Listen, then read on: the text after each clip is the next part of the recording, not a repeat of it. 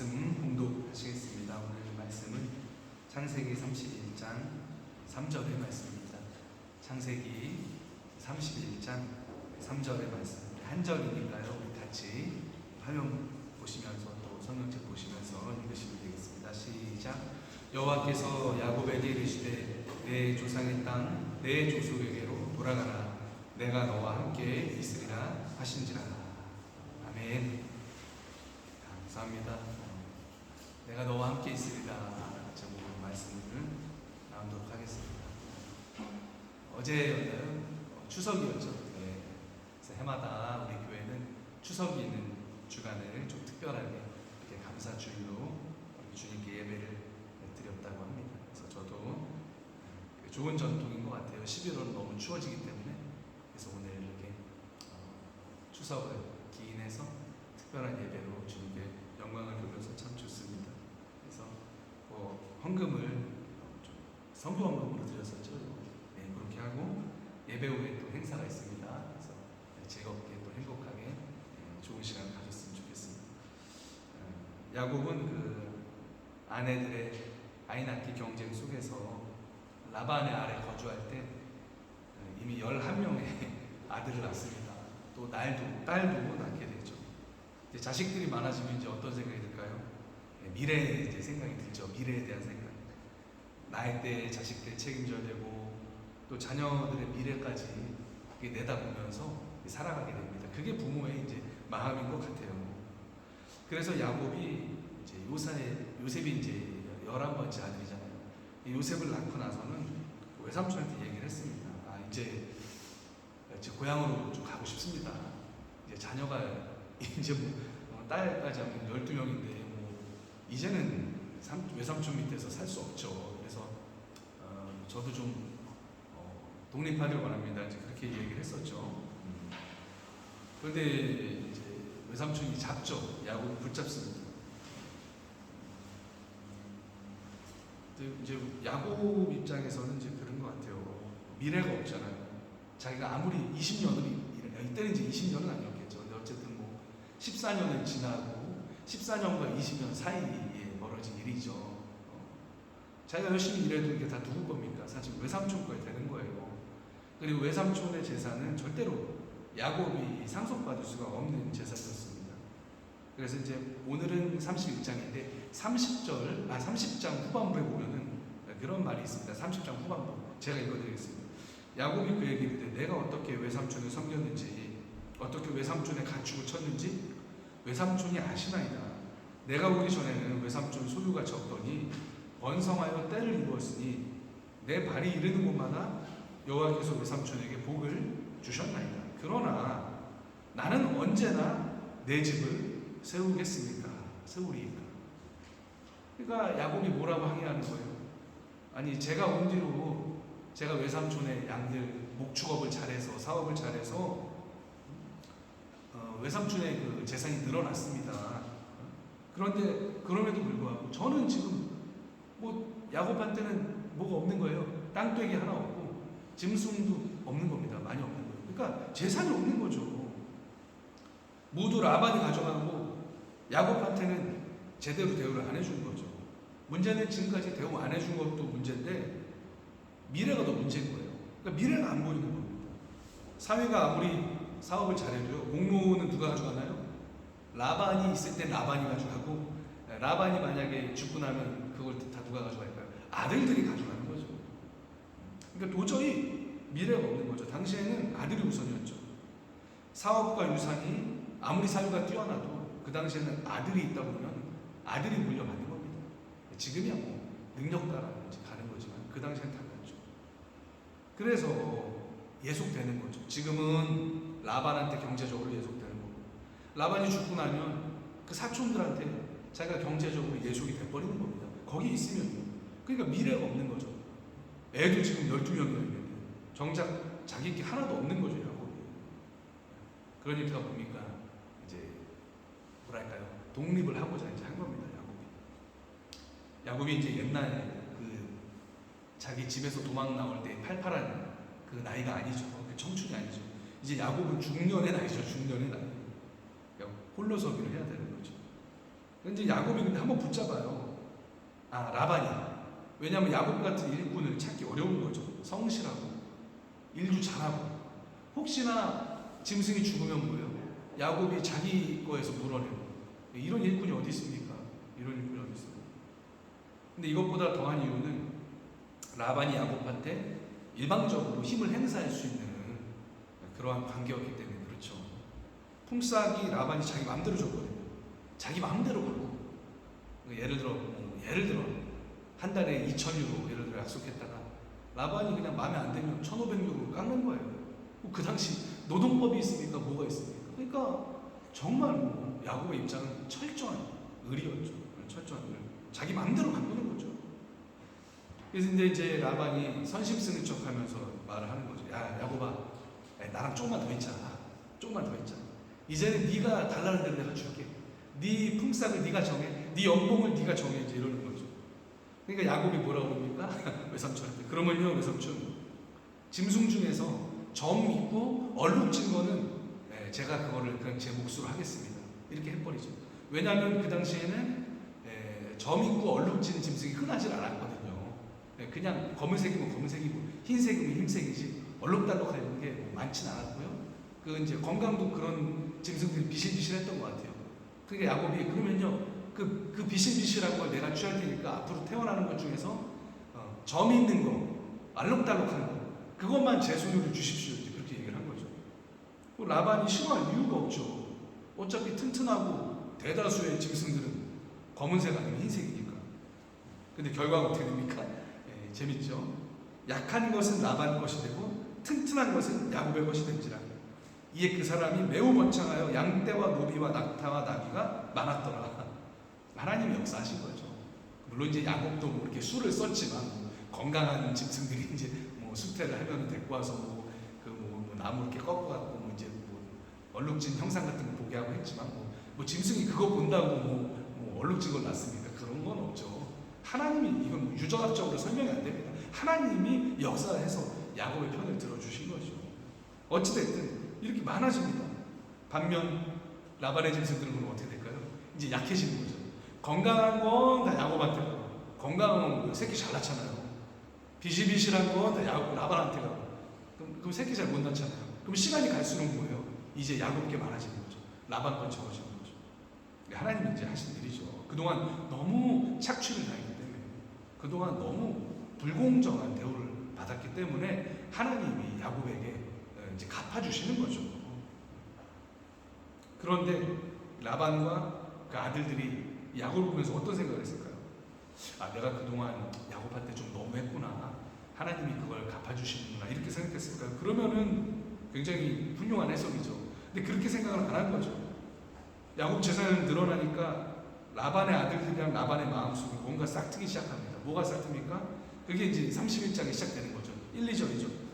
야곱이 라반의 아들들이 하는 말을 들은즉 야곱이 우리 아버지의 소유를 다 빼앗고 우리 아버지의 소유로 말미암아 이 모든 재물을 모았다 하는지라. 그러니까 야곱이 우리 아버지 재산 빼돌리고 있다, 그렇게 얘기를 하는 거죠. 아들들이.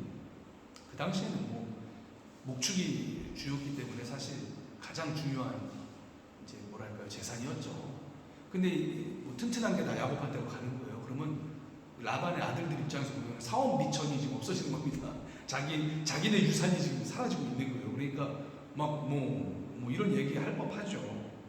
근데 이제 중요한 건 2절이죠. 야곱이 라반의 안색을 본즉 자기에게 대하여 전과 같지 아니하노라. 전과 같지 않은 거죠.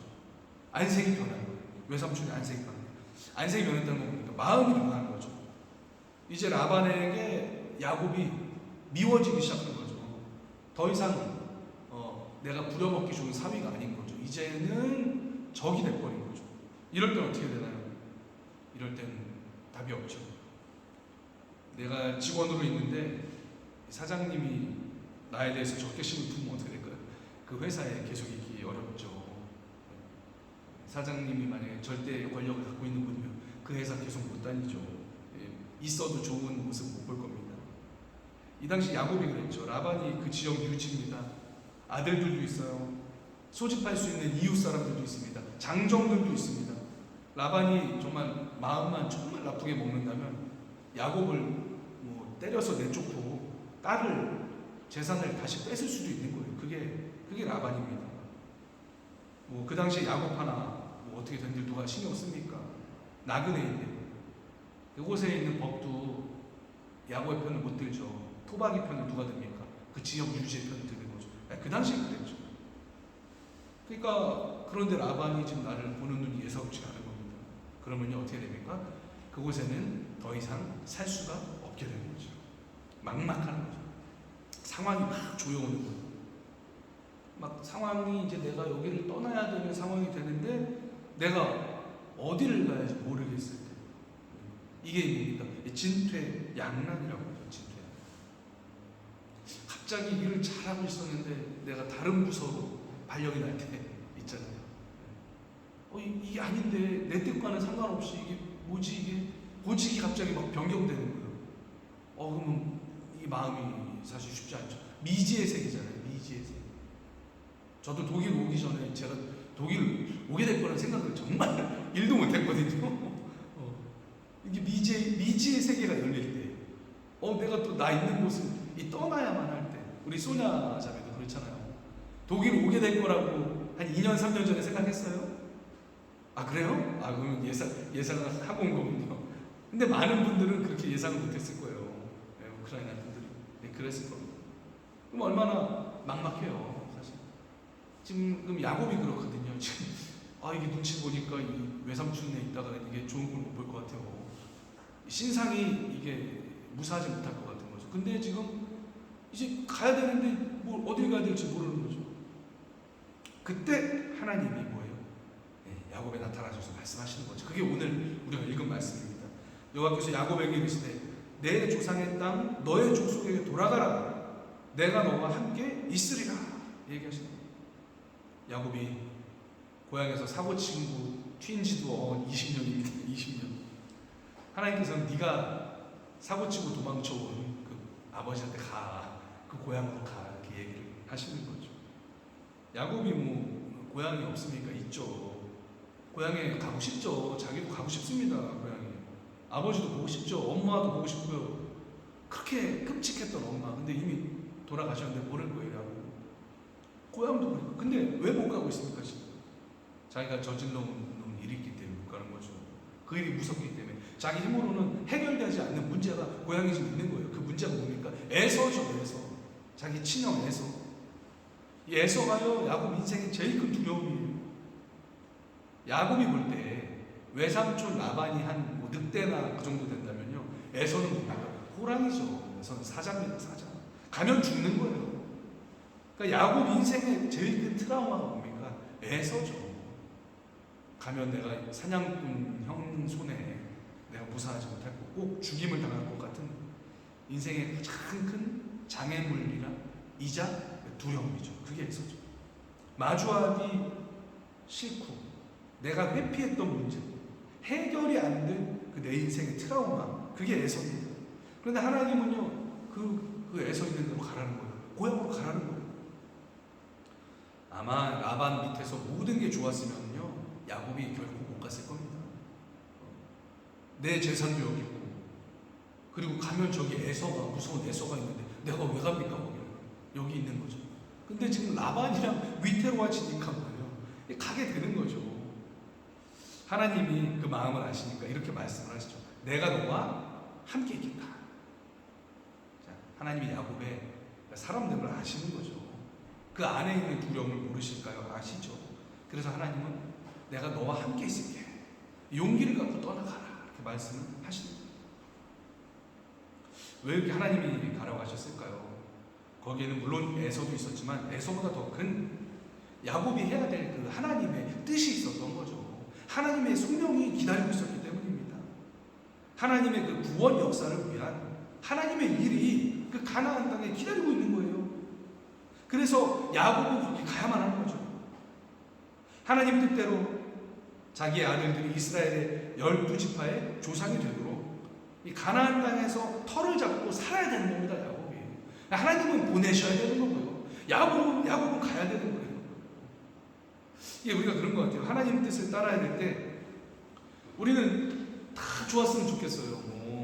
산도 좋고 물도 좋고 모든 조건이 완벽하면 내가 뭐 하나님 뜻을 한번 따라 보겠습니다. 우리 생각은 그런 것 같아요. 하지만 뭐예요? 그런 경우는 성경을 보니까 별로 없더라는 거죠. 장애물이 없는 소명은 없는 거죠. 두려움이 없는 순종도 없는 거죠. 또 두려움 없는 헌신도 없는 거죠. 성경을 보면요, 많은 사람들이 하나님 뜻을 따를 때 두려워했어요. 모세도 두려워했죠. 아유, 하나님 보낼 만한 사람 보내세요. 내가 누구라고 저 파라오 앞에 나아갑니까? 저 말 잘 못하는 거 아시잖아요, 하나님. 여호수아도 무서워했죠. 그래서 하나님이 야, 두려워하지 말아라. 강하고 담대하라. 무서워하니까 이 말씀을 하신 거죠, 사실. 이사야 선지자도 소명받을 때 보니까 화루다. 나는 입술이 부정한 자인데 이 거룩한 하나님을 대면했구나. 이렇게 말을 했던 거죠. 그러니까 뭔가 완벽하게 갖춘 상태에서 어딘가로 출발하는 경우는 없다는 거죠. 두려움이 있고 장애물이 있지만 하나님이 함께 하신다는 믿음을 가지고 그럼에도 불구하고 하나님이 이끄시는 자리로 나아가는 겁니다. 그게 소명이고 그게 믿음이라는 거죠.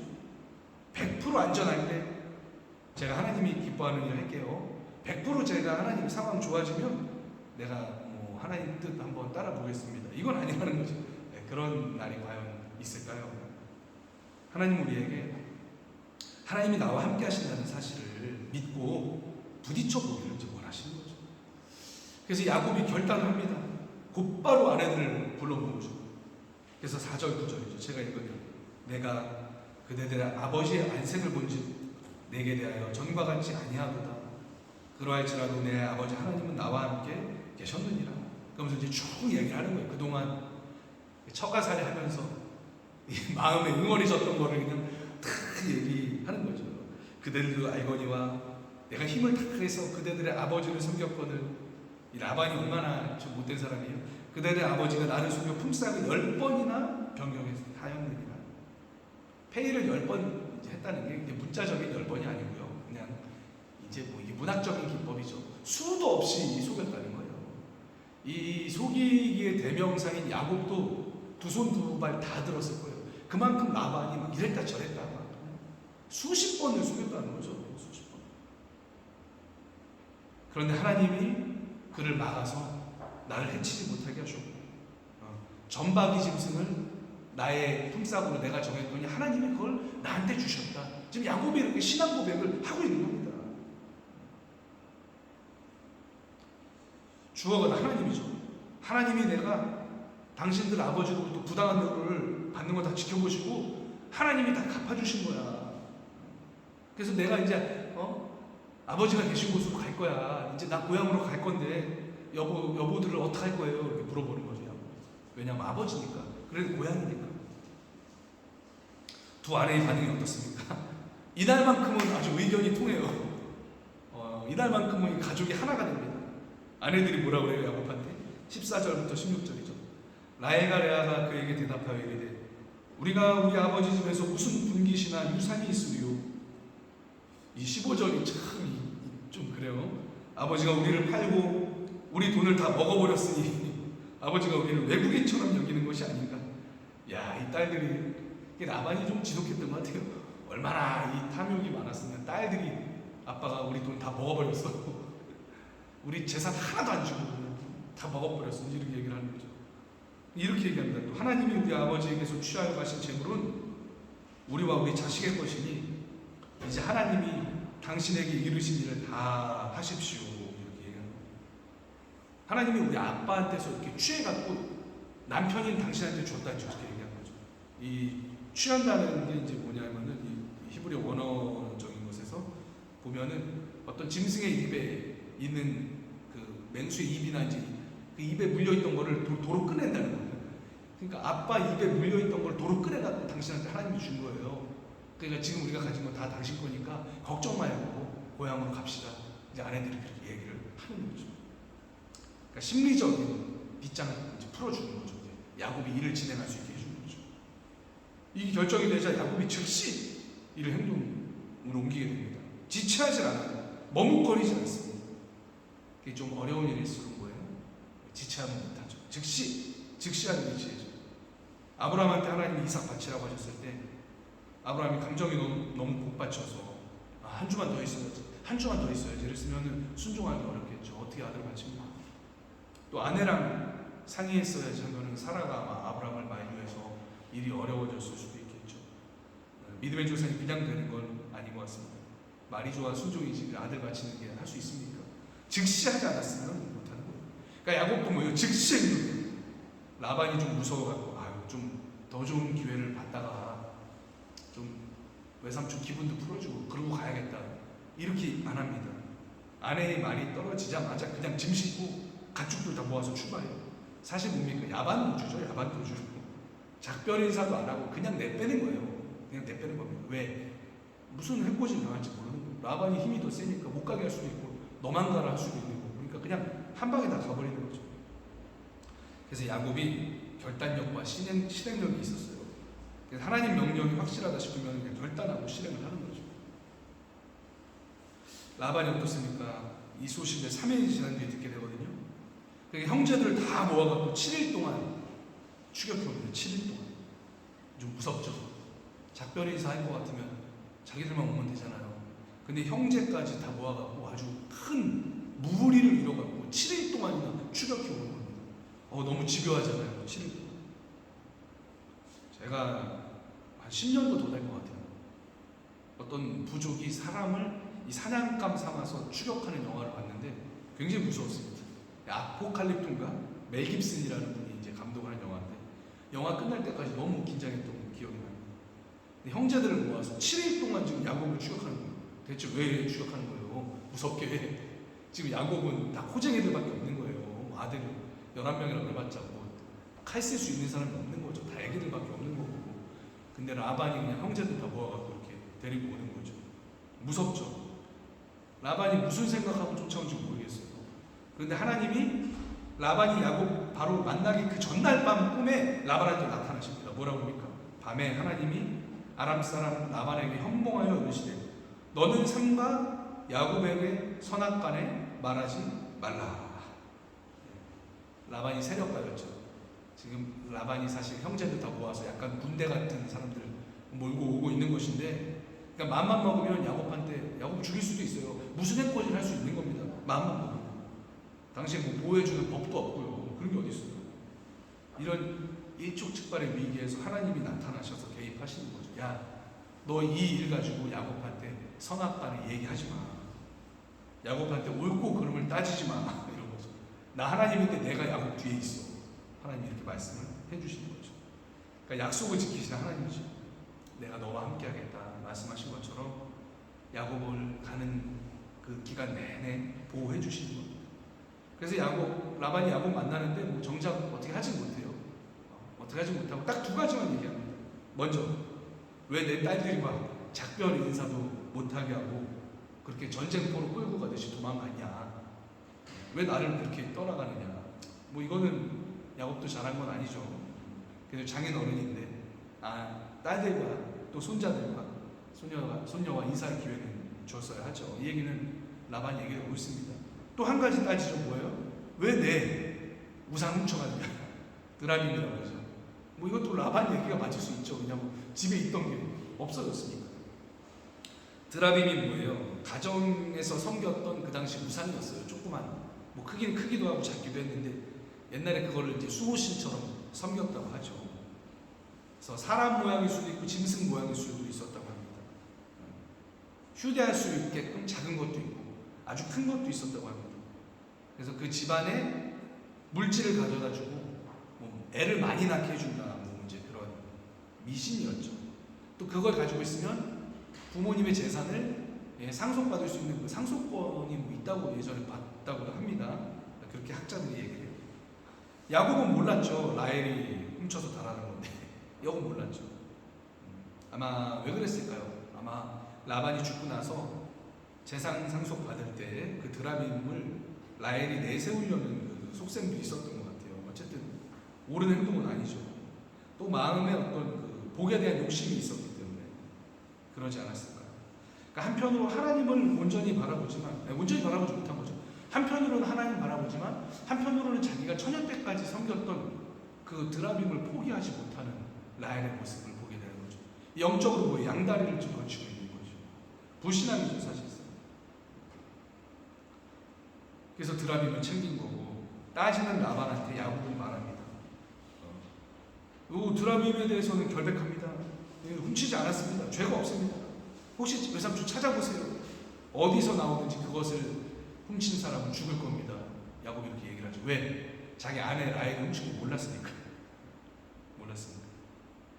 라헬이 이제 들키진 않죠. 라반이 장막마다 다 찾아보는데 꾀를 써갖고 이제 라헬이 낙타를 타고 있었는데 그 안장 속에다 이렇게 감추고 치마로 이렇게 덮어놓고 있는 거죠. 그리고 깔고 앉고 있는 거죠. 그래서 아버지 마침 제가 생리 중이라 아버지 일어날 수가 없네요. 용서해 주세요. 그리고 낙타 위에 이제 그 깔고 앉아 있는 거예요. 그렇게 아버지를 속여서 이제 넘어갑니다. 이 뭐예요? 성경이 이제 저는 재미있는 장면을 발견하는 거예요. 성경이 지금 뭐예요? 그 우상을 놀리고 있는 겁니다. 코믹하게 지금 하고 있는 거예요. 우상을 섬기는 라반이 와서 찾지만 그 여자 치마 속에 깔고 앉아 있는데 우상은 지금 아무 능력이 없는 거예요. 내가 여기 있다고 말을 하지도 못하는 겁니다.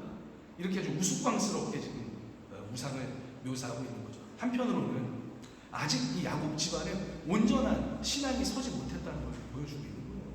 그 드라빔을 라헬이 챙긴 걸 통해서. 그래서 나중에 아주 큰 환란이 야곱 집안에 있고 나서 하나님 말씀하십니다. 네 드라빔이랑 우상을 다 척결해버려라. 그래서 나중에 야곱이 그거를 없애버리는 그 기사가 성경에 나오죠. 결국 우여곡절이 있었지만 라반과 야곱이 화해를 하고 함께 조약을 맺죠. 내 딸들 외에 다른 여자들을 아내로 맞이하지 말아라. 그리고 나중에 서로 세력이 강대해지더라도 혹시나 공격하지 말자. 상호 불가침 조약까지 맺고 헤어집니다. 이게 이제 31장 마지막 모습입니다. 이제 장인어른과 결국에는 평화롭고 좋은 모습으로 헤어지게 됐죠. 이제 앞만 보고 갈 수 있는 거예요. 뒤가 찜찜하지 않게 하나님께서 딱 처리해 주신 겁니다. 이제는 소명의 땅, 그러니까 하나님의 목적이 있는 그 땅을 향해서 출항하는 야곱의 모습을 볼 수가 있는 것이죠. 그건 이제 다음 주에 다뤄드리겠죠. 말씀을 마무리하겠습니다. 우리의 삶에서도요, 갑작스럽게 우리가 변화의 어떤 상황을 맞이할 때가 있는 것 같아요. 미지의 세계로 나아가야 할 때가 때로는 있는 것 같습니다. 내가 원치 않았고 나한테 잘못이 없는데 갑자기 삶의 터전이 바뀔 때가 있죠. 또 내가 예상했지만 예상했던 것보다 훨씬 더 두렵고 미지의 세계로 우리가 가야 될 경우가 있는 것이죠. 이럴 때 두려움이 있습니다. 하지만 그 속에서 우리가 하나님을 붙잡는다면 우리가 돌파할 수 있는 거죠. 주님 나와 함께 해주세요. 임마누엘 하나님이 함께 하시면 우리를 지켜주십니다. 그 땅에서 하나님의 소명을 만나고 이루게 해주신다는 거죠. 그래서 여러분 어떤 변화의 상황이 있더라도 우리 주님을 붙잡으시기를 축원을 드리겠습니다. 어떤 상황일지라도요, 우리 예수님 붙잡을 때 우리 주님이 함께 하실 때 문제가 극복됩니다. 문제가 변해서 뭐예요? 축복이 됩니다. 전능하신 하나님이 우리 가는 길을 축복해 주실 겁니다. 그래서 여러분의 삶 속에 하나님의 동행하심과 여러분이 가는 그 길마다 그 길이 뭐 샘이 되고 길이 되고 축복이 되는 역사가 있으시길 주님 이름으로 축원을 드리겠습니다. 함께 기도하겠습니다. 말씀 들은 거 기억하시면서 잠깐 기도하십니다. 하나님, 내 삶에 있는 많은 순간순간마다 우리가 주님을 붙잡을 수 있도록 주님 함께하여 주시옵소서. 함께 기도하겠습니다. 주님 감사합니다. 아버지 하나님, 오늘 야곱의 일생에서 또 사건을 통해서 하나님 그가 하나님 두려움과 트라우마를 아버지 하나님 마주하면서 주님 명령하신 말씀을 따라서 가나안 땅을 향했던 것을 보게 됩니다.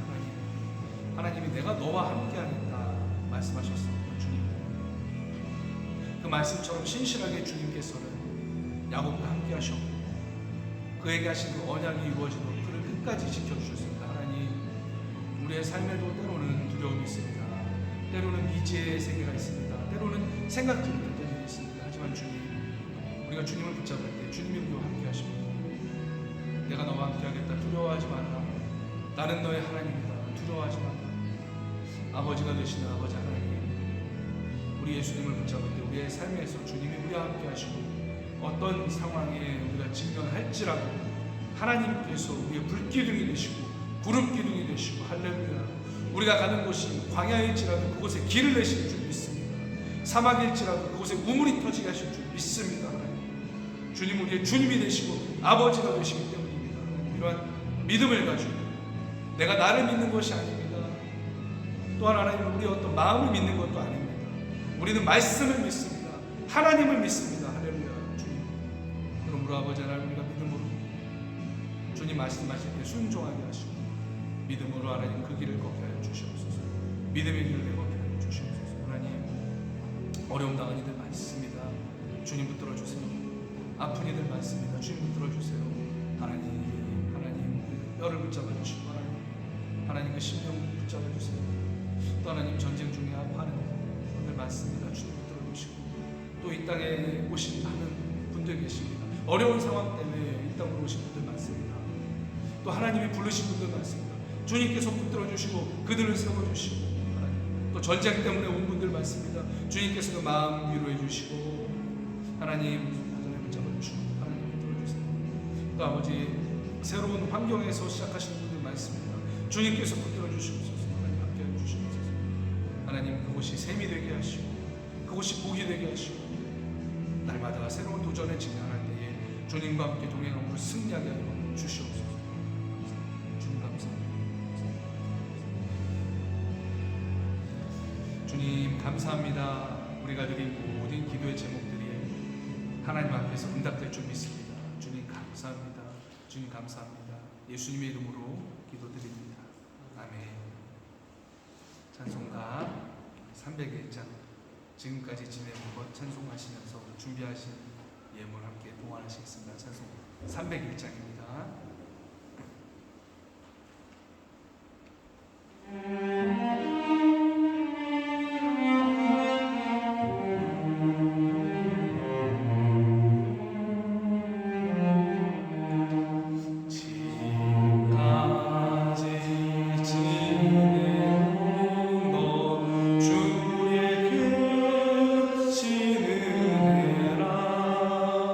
하니 없는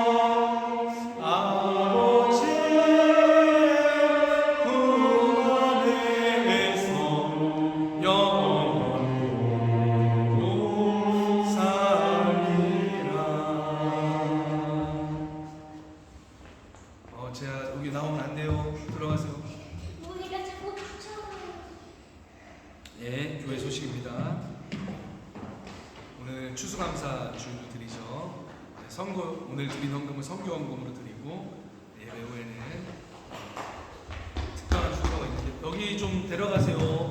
이렇게 큰일 납니다. 여보가 데려가서 이게 방송 사고가 아니죠. 예배 사고인가요? 예. 킨더 사고가 있었습니다. 예. 그래서 오늘 추수감사 주일을 드리고요. 예. 성경헌금 드리고 예배 후 행사가 있습니다. 예. 윷놀이하고 예. 밥도 이제 하는데 저는 오늘 떡볶이를 합니다. 그래서 어제부터 설레서 잠이 잘 안 오더라고요. 예. 잘 되겠고요. 그리고 우리 성도님도 건강 위해서 기도해 주시고 9월달에 우리 새로운 우리 소냐 자매, 김세현 자매를 축복합니다. 감사합니다. 네, 다른 우리 기도와 봉사 담당은 주보 참조해 주시면 되고 또 간식 혹시 지난주에 못 쓰신 분 계시면 오늘도 용지가 있으니까 써주시면 되겠습니다. 예, 감사합니다. 우리 일어나셔서 함께 결단의 찬양하시고 제가 봉헌 기도와 축도와 예배 마치겠습니다.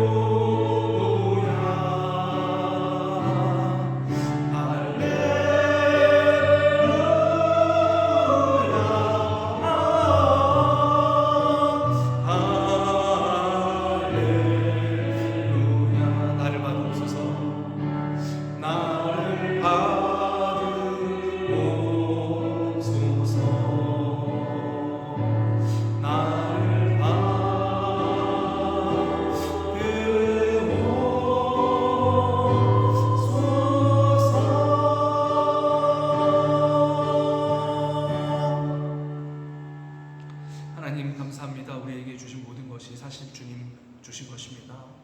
우리가 일을 해서 얻었지만 우리가 일할 수 있도록 우리에게 건강 주시고 또 공부할 수 있도록 길 열어주시고 실력 주시고 또 직장 주신 것은 주님의 은혜입니다. 그래야함을 우리가 고백하기 때문에 귀한 예물을 구별하여서 주님께 바칩니다. 특별히 오늘은 하나님 어려운 이들을 위해서 바칩니다. 예물이 쓰이는 곳마다 하나님 새로운 복음의 생명이 일어나는 일에 주님이 예물을 사용하여 주시옵시고 드린 손길을 복주셔서 주님 그 인생을 야곱처럼 함께 하시고 주님 두려운 곳에 나갈지라도 주님께서 함께 하시는 형통케 하는 하나님 그 손에 복의 복을 더하여 주시옵소서. 지금은 우리 주 예수 그리스도의 은혜와 하나님 아버지의 극진하신 사랑하심과 성령님의 감동 교통하심 전능하신 하나님께서 우리의 모든 가는 길에 함께 하시고 우리를 보호하시고 지켜주실 것을 굳게 믿고 예수님만 붙잡는 우리 사랑하는 빌레벨트 교회 모든 성도들에게 지금부터 영원까지 함께 하시기를 간절히 축원하옵나이다.